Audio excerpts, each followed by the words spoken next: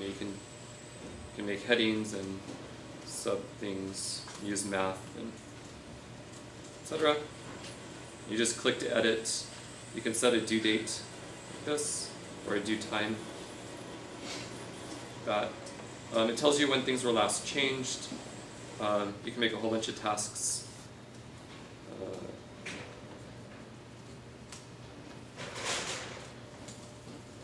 Okay, and you can drag them around to reorder them however you want. Or you can sit there going through your task list and set things to the top or the bottom. And you can also do everything with the keyboard. So I don't know if you can tell, but I'm not using the mouse. You can do Control arrow to move things up and down, Enter to edit, or I to edit if you're an Emacs person. Shift Enter to save, J and K move up and down, etc. So it's useful as a task list. It also has really nice hashtag support. So anywhere in the task list, you can just do hash with no space, and that makes a hashtag. And then all of those hashtags will automatically appear at the top. And when you click on them, then only those tasks are shown. You can click on the hashtag inside of the task as well. So,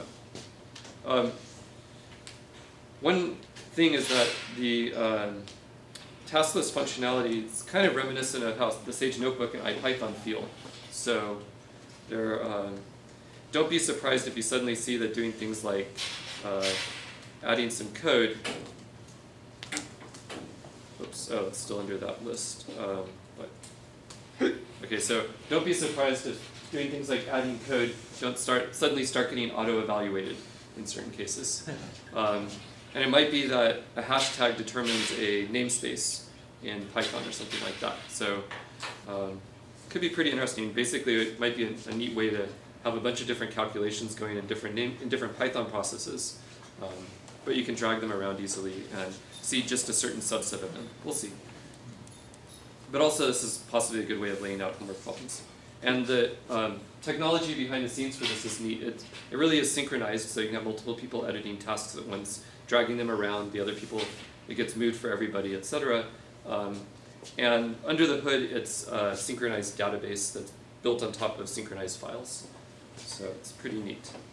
Okay, so that shows you all of the file types and completes the so-called 15-minute demo, which is probably a bit more than 15 minutes. And now I'm going to tell you a bit more, we're doing out time. Yeah.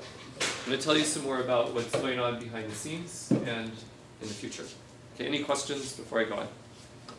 So if we see like a bug in SageCloud or something like that, are you far enough in the development process that you want to fix it, or is it something we should assume that you're going to fix later? Or not a bug, but like a massive inconvenience? So, let's see. There's been exactly one developer for 1 year, for just over a year. It's a very immature project. Right. So we should wait a year before we find out. No, you should point it out right now. Okay. Yeah. I get emails constantly. Okay. Every few minutes from people. I mean, if you look at SageMathCloud, my email address is all over the place in here. So, like if you go to help, you'll see email me right there. Okay. If you go to, here, you'll see email me. Go here, email me. So email me. There's a lot of, by the way, each of these projects is an account on a Linux machine, and there are a bunch of quotas for that particular project. And these are what the defaults are right now. Yeah. So two cores. I don't know no, these aren't the defaults. These are what this particular project has. I guess the defaults would be for this project because I just created it a few seconds ago, or a few minutes ago. If you make a project and you want any of these raised, then just email me and I'll raise them. Is 5 gigabytes enough to make some installation of Sage? Yeah, you can make 2 even. The reason is because the file system is compressed. It uses ZFS. It's deduplicated and compressed. So in fact, extracting the Sage tarball and building Sage takes far less than 5 gigabytes. It's on the order of like a little over 2 gigabytes, especially if you delete the tarball after you extract it. Deduplication helps enormously. Sage is like mostly like tons of text files which compress really, really well, and then a lot of duplication as well, with like the way we do our install process. where we have stuff in the build directory in the Sage library, all those SOs, and then we copy them over. It's very, very inefficient space-wise. So yeah, you can easily fit Sage installs in 5 gigs. That's why I chose 5 gigs, as opposed to, I don't know, 250 megabytes like on Wakari, where you can't build Sage. And the file system should be fairly fast, but it's still a hard drives. This summer, one of the plans is to replace all the disks that are used for user data when you're actively working with SSDs, so it'll be a lot faster. Of course, I include one more for your machine, for the for Sage Cell. But yeah, we've been looking at that yesterday. Any other questions? Yeah. What's the status of 3D plotting right now? The 3D plotting in Sage in SMC is literally identical to how it was in November, probably, which is that it works but is buggy. Jason and his students did a bunch of stuff, but I haven't incorporated any of it in here. Okay. So I've had more success with other. JMall hasn't worked very well, but the other viewers have. Yeah, well, JMall. So JMall uses Java, so it's sort of not going to work these days. But yeah. Okay. So you can draw 3D plots. That guy Redford, an RU student last summer, he wrote this. I put it in. I haven't done anything since then. And it's just this Python file that basically takes a scene and converts it to a JSON description, and then there's some coffee script that takes that and turns it into 3JS. And it's a few hundred lines of code, and it would be great if one of you three likes 3D graphics, because you could improve it. There's a laundry list of issues that Andre has made with these 3D graphics. I think main issues is transparency handling, which is it's really a problem with how 3JS handles it. Mm-hmm. And another one is with lines, points, and stuff of fixed size that should not zoom of you. This should not change as per your zoom. And in principle, it is supported in 3JS and WebGL, but on Windows, the translation to DirectX is bad, and so it doesn't work. And that's what students use most of the time, of course.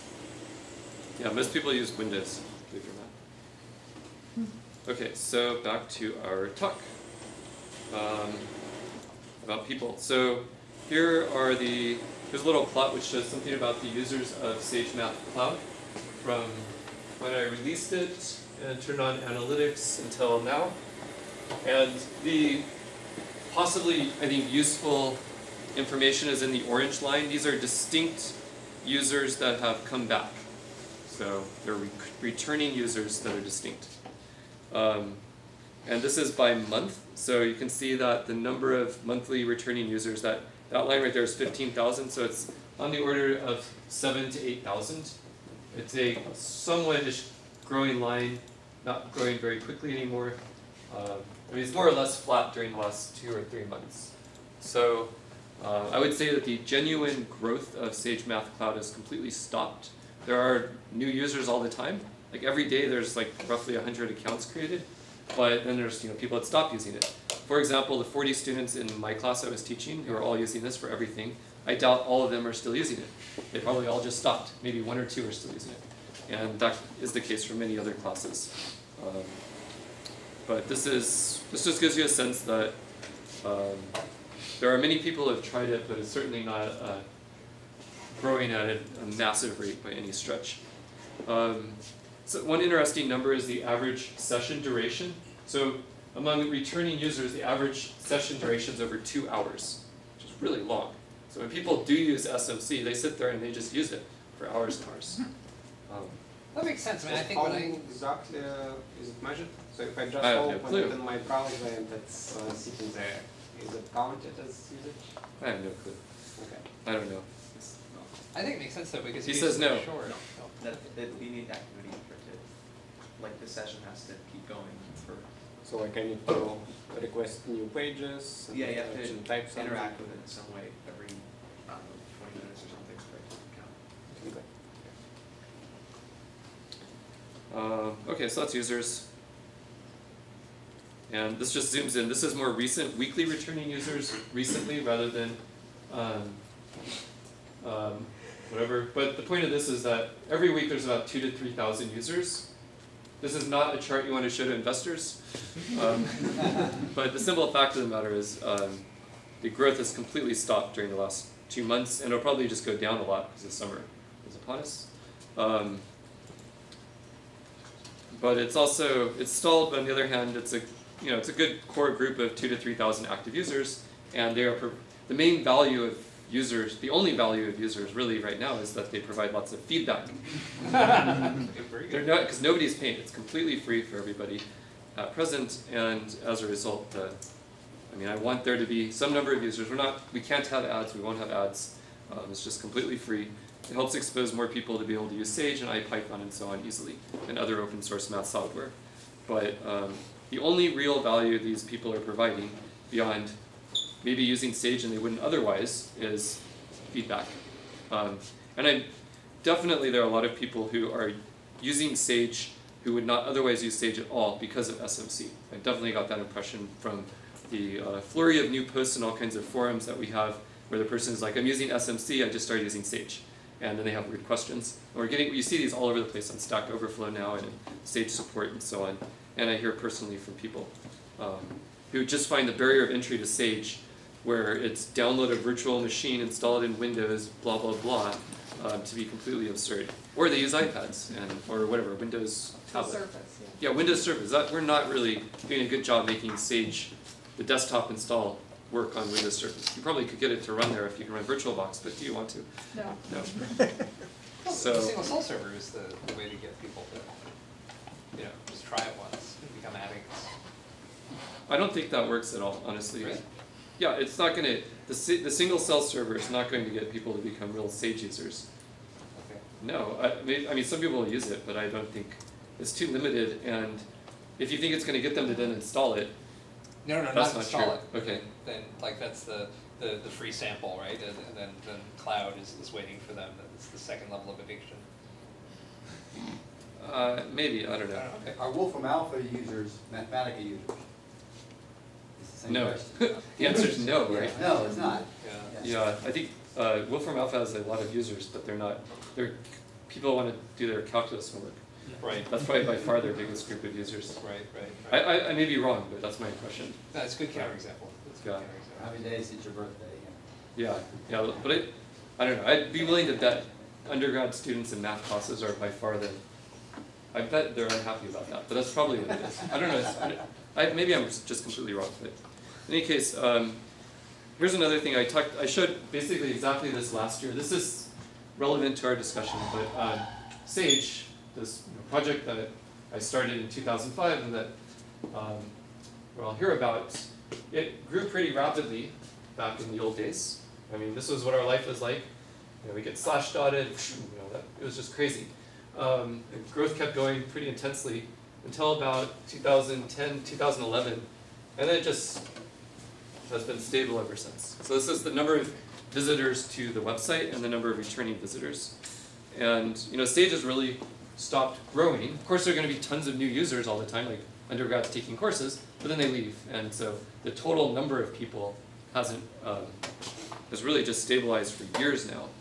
And I don't know, I think that should be very worrisome to all of us. And it's the same if you look at the downloads of Sage itself, not just website hits. So for years, I mean, look at it. This is the line of the growth of Sage over the last several years. What about many universities that have installed their own server, and there are a lot of people using that?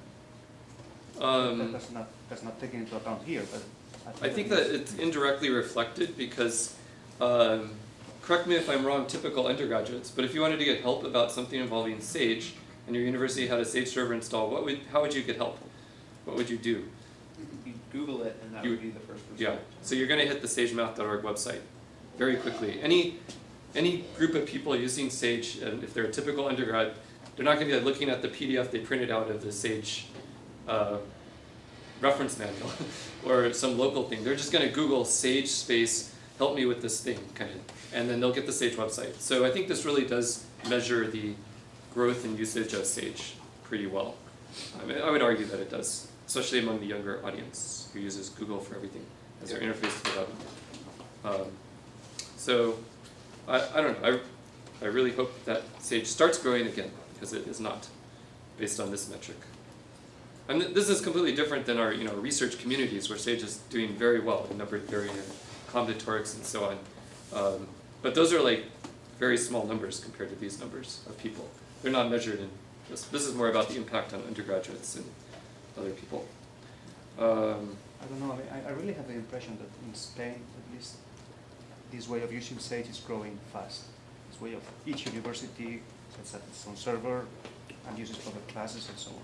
And probably the students don't care about looking for help online. They just ask the teacher or whatever. Well, I don't understand why the hits to the site don't go up. Well, it's also in Spain, maybe they don't want to go to English sites. Yeah, that may be one big They may reason. be searching and they get documentation that you guys have posted, like professors in Spain have posted. Yeah, so that could, I was definitely not speaking about international usage. Nonetheless, it's worrisome to me that the usage in the United States, at least, which I think this reflects, is flat for a long, long time. And although you would suspect that eventually you are going to reach the percentage of people that need math software, you mean because there have been lots of improvements in those years that ought to make more people want to use it. That's what's worrisome?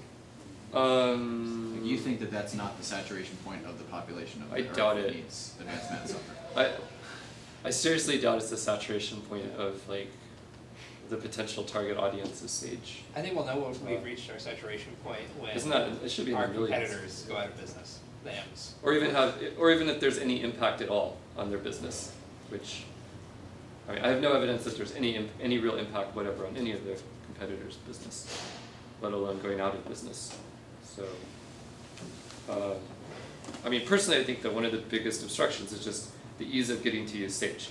Like if you go from, I'd like to use Sage to do something, to doing it, there's like two things: making Sage easy to use and documented, and then making it so you can actually be using Sage at all. And I think we're all doing great things to address those, but we haven't, somehow we're being stuck. I have the impression that the big the big reason why Sage doesn't grow a lot in Spain, at least, is the difficulty to install it on Windows. There you are. And we're not, we don't have close to the resources to ever make it, in the near future, I don't see how we could possibly make it easy to use as a local install in Windows. It's a Herculean project that would cost many millions of dollars. Well, honestly. why should it just local install? That's the point, is you can use it anytime you have a web browser. Yeah, But that's people- the future, yeah. But people are used to install the software they use in the web, in their own. They feel like using it on the web is like a small demo or something like that. He's talking about Spain. Yeah. I think it's changed here in the US. I think it's people changing. It's dramatically changed very quickly here. Yeah, with but I don't know what it's like in just the Spain. cloud in general and apps and things like that, I think it's changing. Well, I don't know. In Spain, the first thing that the student, and also in Germany, the first thing that the student tells you when you tell them that you're going to use some software is, okay, install. What do you guys do? You American students. If somebody says we're going to use some software for a course, what's the first thing you do?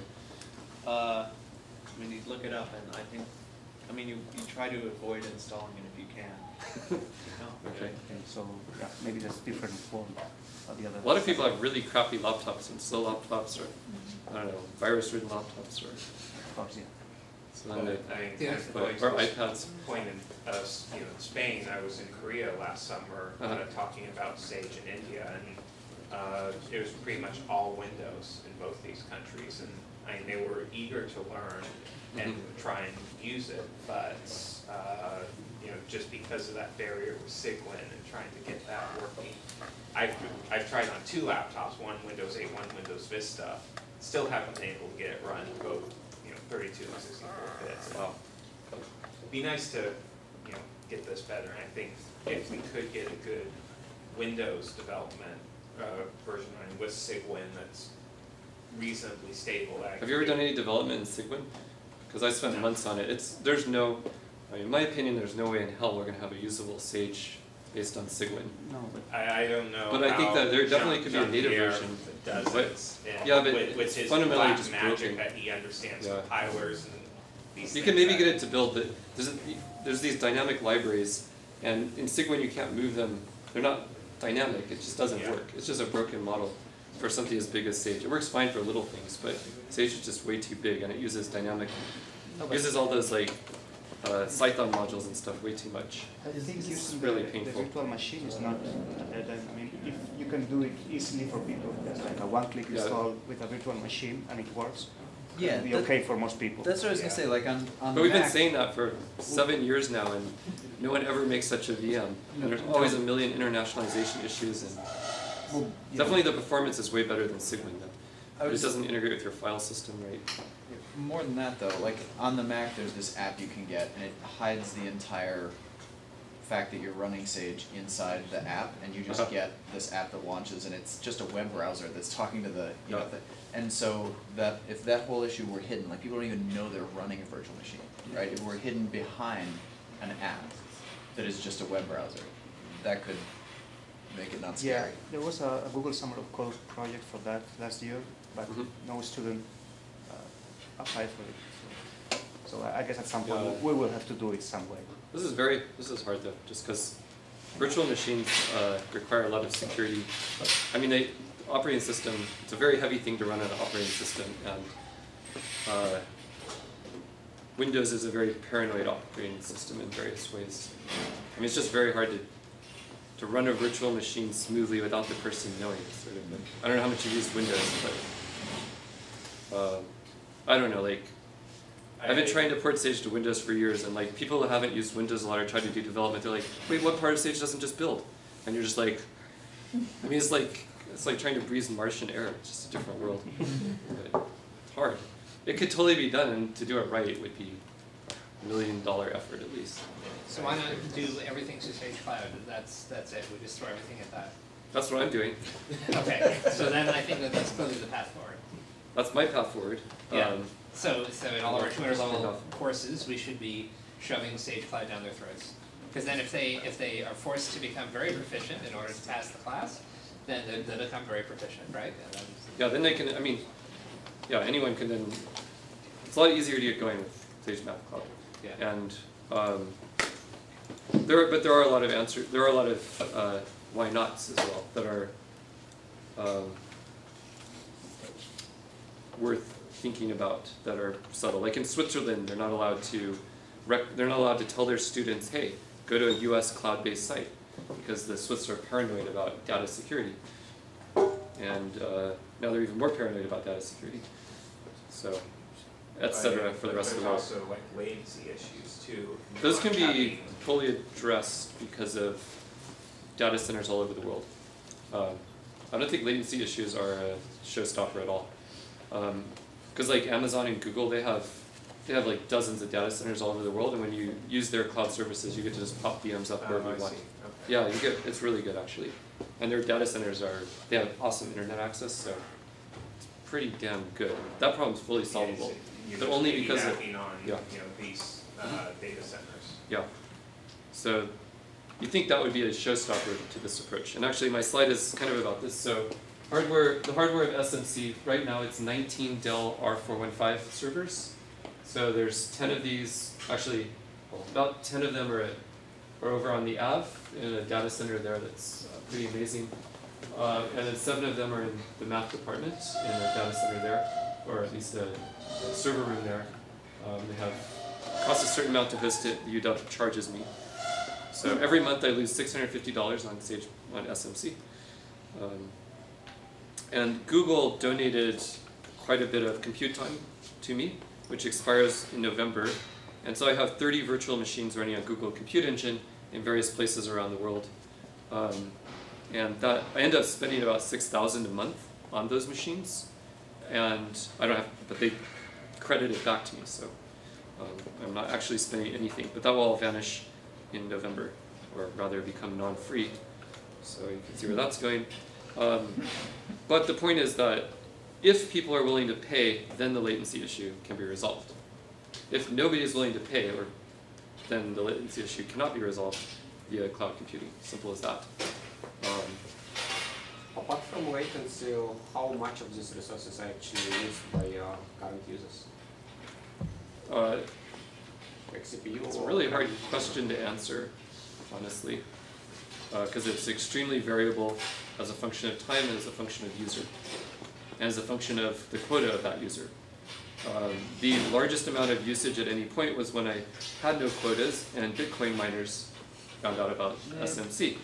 And I just spent a huge amount of time fighting them off. And then I cranked the quota down a lot and then put in a whole bunch of countermeasures to make it so that they thought their code was running, but it was really running at 1% of the CPU. And we put in a bunch of firewall rules to block the Bitcoin pools and stuff. And now they're not causing trouble. And there's bandwidth hogs that put up a bunch of BitTorrent servers and stuff that we're dealing with all the time. There's a lot of issues, so it may very well be that the assholes of the world mean that SMC can't exist as a free service for much longer. It's unclear, because it's kind of a little war. And that's another reason why not SMC. Because, I mean, if SMC could be free exactly like it is now, indefinitely, then obviously, why not SMC? Point everybody at it. It's a very powerful computational resource where everybody can use Sage for free. But making it free also attracts a lot of people who cause a lot of trouble. And they are not accountable in any way, because I don't have their credit card number, I have no, nothing that they've agreed to, really. No way to say, hey, look, you are doing something bad. Stop. I don't even know who they are. So. Is there a possibility to charge the Bitcoin people a lot so that they fund the rest of us? They won't pay. Okay. Because that would be stupid. Bitcoin doesn't make very much. They can run like enough stuff to make my entire cluster useless, and they make like $1. I mean, it's just stupid. The only reason they use it is because it's free. Bitcoin money only makes sense like on these special purpose devices. It's completely stupid. Is it possible you can offload some of your access control to other organizations, sort of, so that, I mean, universities typically have their UIDs, and the military, the government, we have our authentication mechanisms, and it would still be free for those organizations, but they would have to take responsibility for the users that come in under their auspices. Yeah, that's possible. Yeah, that's a good idea. Okay, so anyways, that's what the hardware looks like right now. Software-wise, there's a database, there's a big amount of back-end code, front-end code. Each project gets replicated between multiple data centers each time it's saved. And here are the architectural goals, which don't look like much, it's just 3 bullet points, but these 3 goals have a really, really tremendous impact on the design of everything at every level. And again, let me emphasize these are goals, and I don't claim that SMC uniformly satisfies any of these goals. But the first one is that there should be no single points of failure. So what that means is that if a computer goes down, maybe your project suddenly stops working for 3 minutes, but 3 minutes later you're using your project again, and maybe the file zipped back in time 2 minutes, that sort of thing. But I don't have to get up and reset a server or rebuild something from a backup in order for you to get going again. Similarly with the database, I'm not just running, say, MySQL or Postgres, like some old traditional SQL-based database. That's a single point of failure. I have a distributed database, so that if any 2 nodes go down in any data center, I can still continue working. So that's the first design constraint. The second is collaboration. So whatever you're doing, using an IPython notebook, editing files, whatever, you should be able to have, you add people to your project, and then they can edit and see what you're doing at the same time. And it's really, the way that works feels very different than in other systems that I've used. I don't know anything, obviously it's kind of like Google Docs, but it's different because you have really a full shell, and you're, somehow it just feels very different than other systems.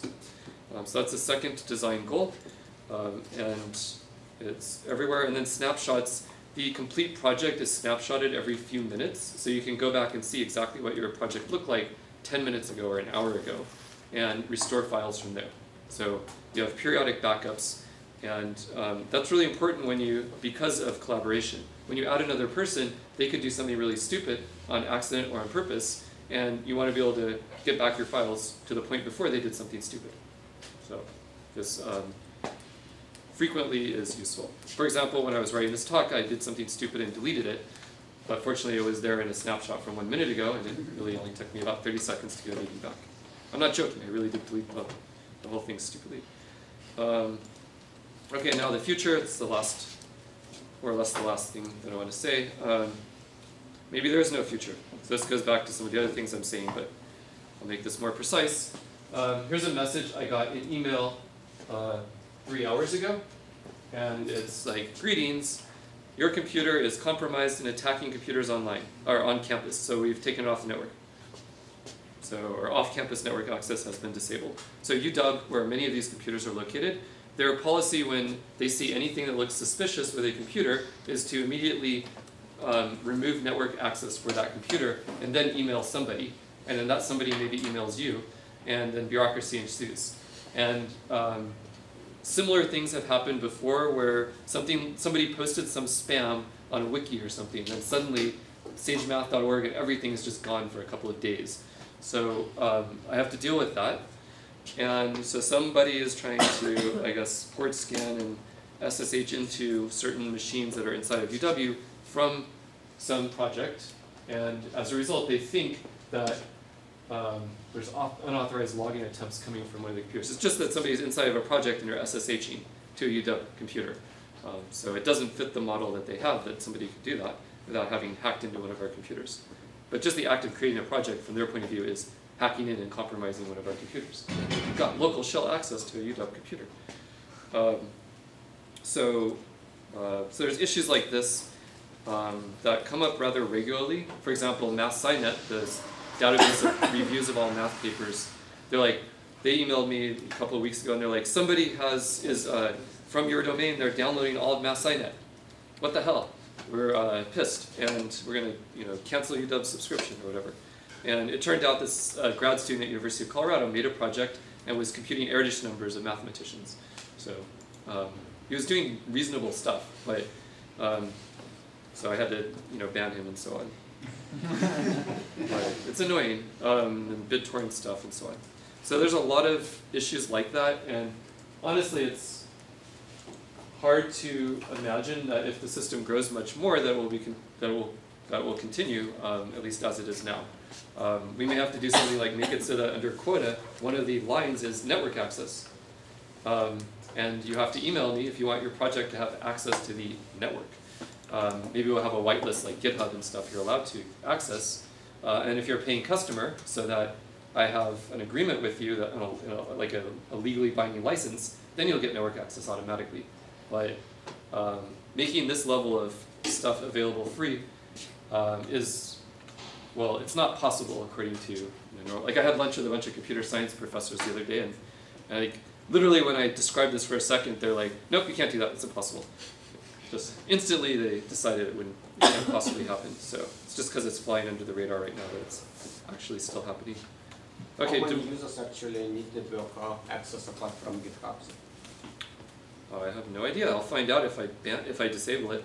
Yeah, maybe you're being too generous, right? Maybe. Yeah, I mean, I am being too generous. I'm obviously being too generous. Yeah. Maybe you could pull it down to the point where you take away a very tiny fraction of the functionality to math majors and mathematicians, but that you take away a lot of the functionality to evil people, right? And then so I'll just have, when you log in, when you create an account, just check this box if you're evil. No. Really, that's very hard to You tell. meant a uniform policy. a uniform policy. That is annoying to evil people, but not to everyone else. Yeah, but not to mathematicians. Yeah. There's also technical issues with implementing anything.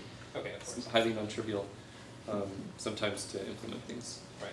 I love the idea of following U.S. immigration customs saying, do you intend to use this server for malicious purposes?